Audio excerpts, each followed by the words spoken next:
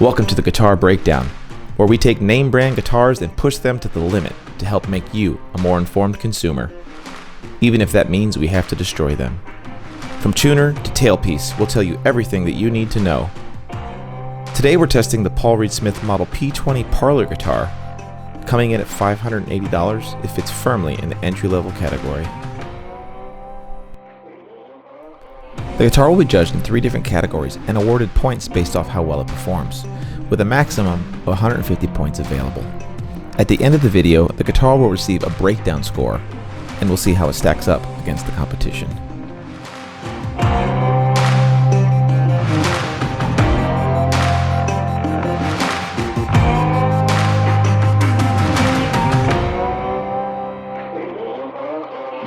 Alright folks, the first thing that we need to talk about are the features that come with the P20 guitar.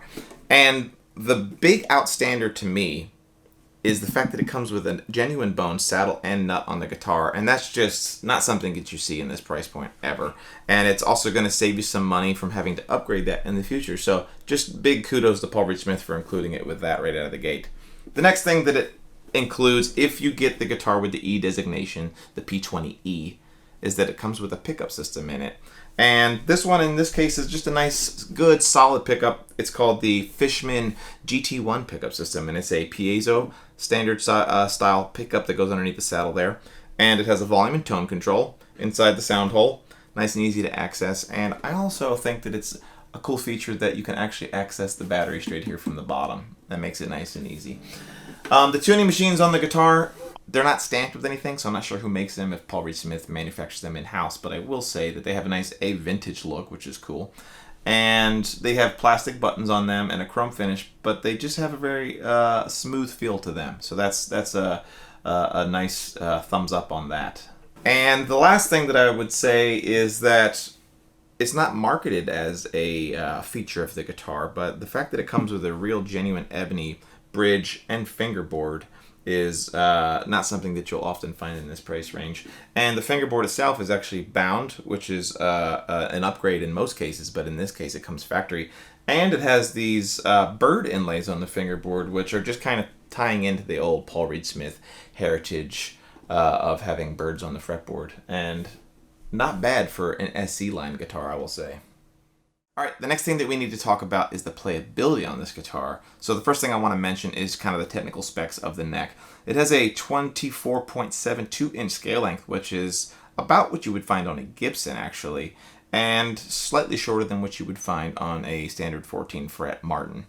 It has a 1.7 inch nut, which is just slightly narrower than you find in the kind of almost standard these days 1.75 inch nut. So those things combined actually pair really nicely with the parlor-sized guitar.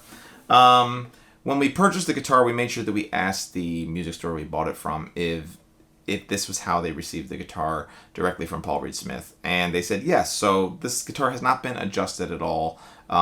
So this is how they received it. And so the reason I mention that is because I do think that the action on the guitar is a little bit high. It might be as simple as a truss rod adjustment. It might need a saddle adjustment, but the reason I mention that is because I am finding that as we move up the neck, the guitar definitely playable, but it definitely is a little higher than I'd like it to be. And because of that, what you end up with is a little bit of an intonation issue. If we play a G down here and a G up here, you can hear that there's just some slight waviness inside the sound, and that's pretty typical on high action guitars because you have to push the string down so much.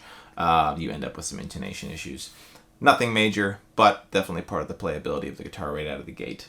Besides that, man, you know, it's pretty good. The fact that it has a bound fretboard makes it nice because it feels like it's slightly rolled over here and makes it nice and quick feeling. But not a whole lot of complaints there at all. Nothing that you couldn't adjust. Alright, the next thing that we need to talk about is the sound of this guitar. Obviously, that's what most of you care about, and you should. What we're going to be doing to demo this is use the Zoom H6 recorder, and it is about 6 inches away from the sound hole using the XY microphone, so you guys are going to get an accurate representation of what it sounds like, hopefully. Well, first thing to note is that it obviously is a parlor guitar, and it's a mahogany topped. It has a solid mahogany top. that you can't see underneath this black finish. A mahogany sides that are laminated, and mahogany back that is laminated, as well as a mahogany neck. So it's a super mahogany heavy guitar. So even if this was a full-size guitar, mahogany tends to make a more bright sounding guitar, more mid-rangey. And so you combine that with a small body size of the Parlor, and what you end up with is kind of what you would expect.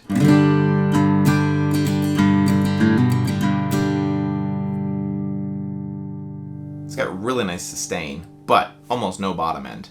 So if you are looking for a guitar that has that big, giant, full sound, this is probably not the guitar for you.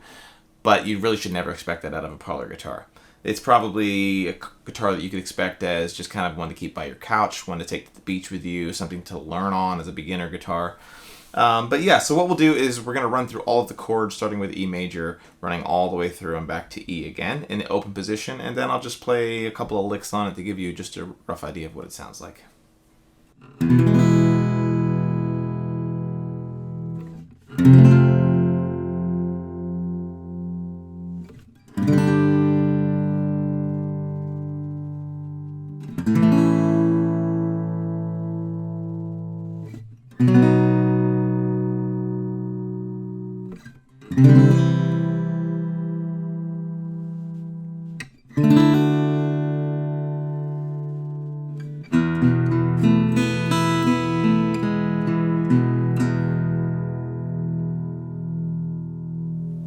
But what I really am surprised with is the amount of sustain that the guitar has. It has a nice, really focused mid-range on it.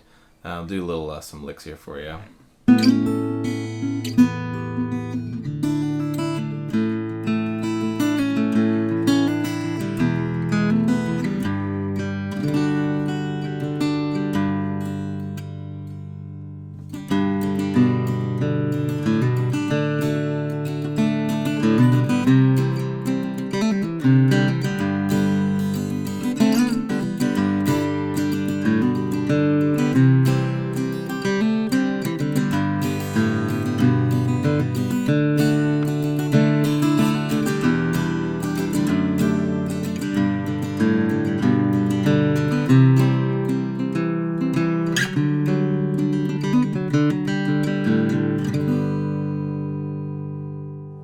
I think that the one thing I noticed is obviously there are some slight intonation issues, and I think that that just once again comes from the slightly higher action that's on the guitar. So I don't want to harp on that too much because that is something that is adjustable, but if you don't know anything about how to do that on your guitar, it is something that you might need to have done.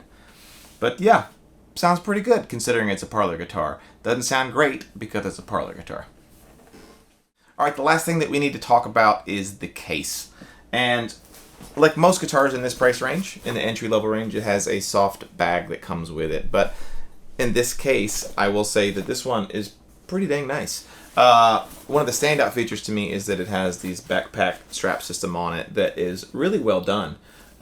Good stitching on it. It seems like it would probably last you a good long time. I know that with me, with soft bags, I do like to have two straps so that I can wear it like a backpack.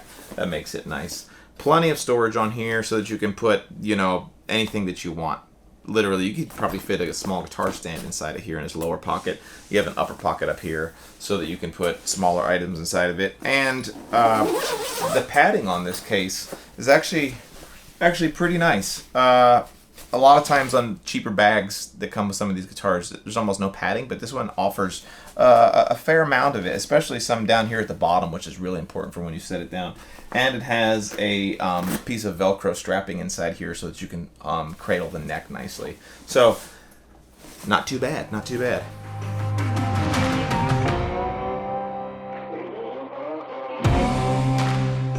Alright, the next thing that we're going to do is apply our scratch resistance test to the guitar. We do this by using a wad of keys and belt buckles that we're going to aggressively rub against the guitar for 60 seconds to simulate just kind of lifetime abuse.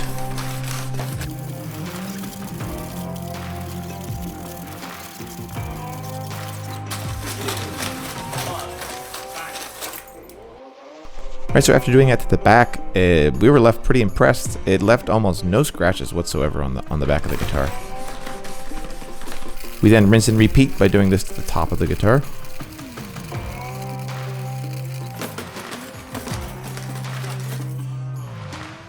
And just like the back, we were pretty astonished. There was almost no scratches on the top whatsoever, so that was pretty impressive.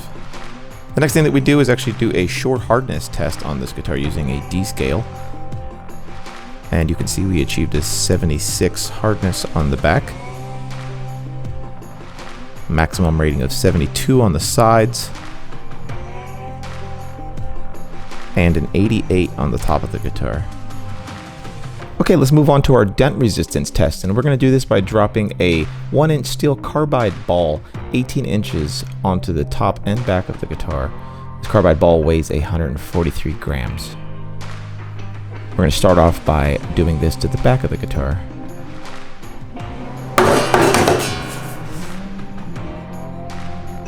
The back received a dent that was only 0.05 millimeters in depth. The top of the guitar surprisingly only received a dent that was almost zero, unmeasurable, which is incredibly impressive. Now let's move on to our liquid resistance test, and this is a test that we've designed to help simulate some of the liquids that the guitar may be exposed to over the lifetime of its use. We'll start off by applying some off bug spray.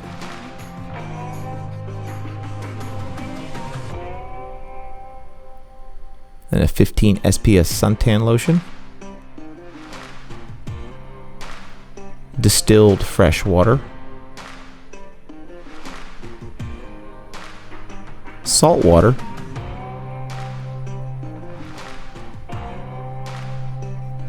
vodka, and then lastly some beer. We're then going to let this sit on the guitar overnight for 24 hours, and we'll come back and see how the finish held up. So here we are the next morning after about 24 hours of it sitting there, and you can see it didn't actually do much, so let's wipe it off.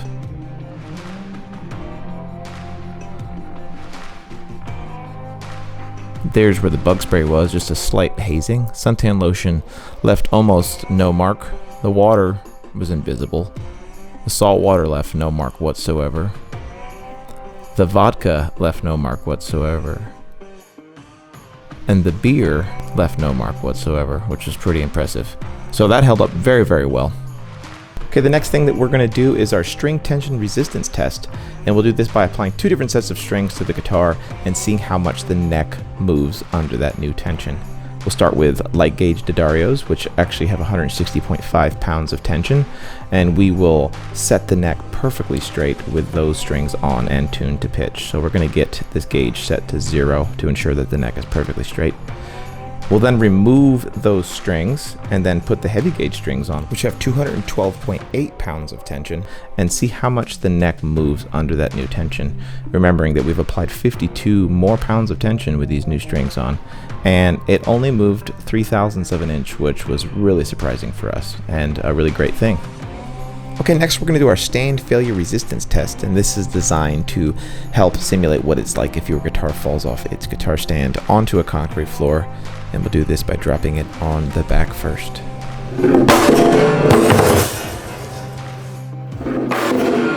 Alright, now in slow-mo.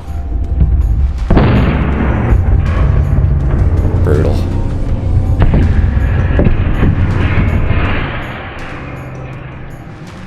Okay, now we'll do the same thing and drop it on the front of the guitar.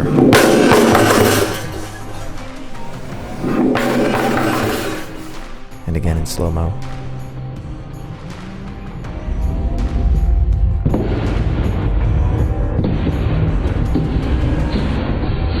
So after doing this, we were really surprised to see that the guitar held up really well. Just a small little dent on the back of the headstock, and just a small chip in the nut of the guitar right where the strings go through it on the front. So nothing major there. It would have survived just fine. Just knocked it out of tune.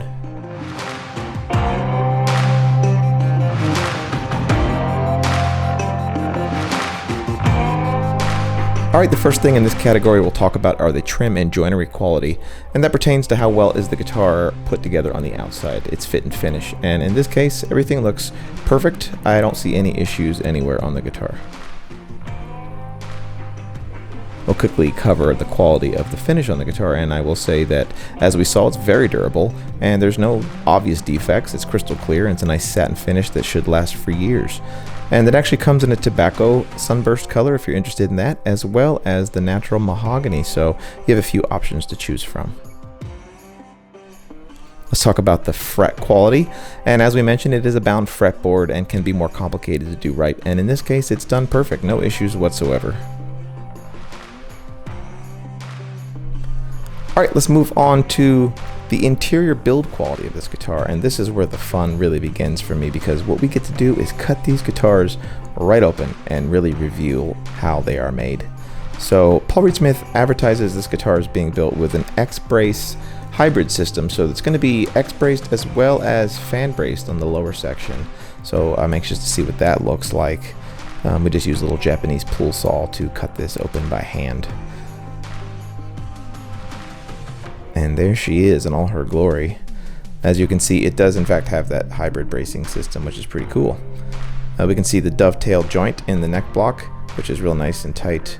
And kind of as I expected on this entry-level guitar, it is pretty sloppy in here.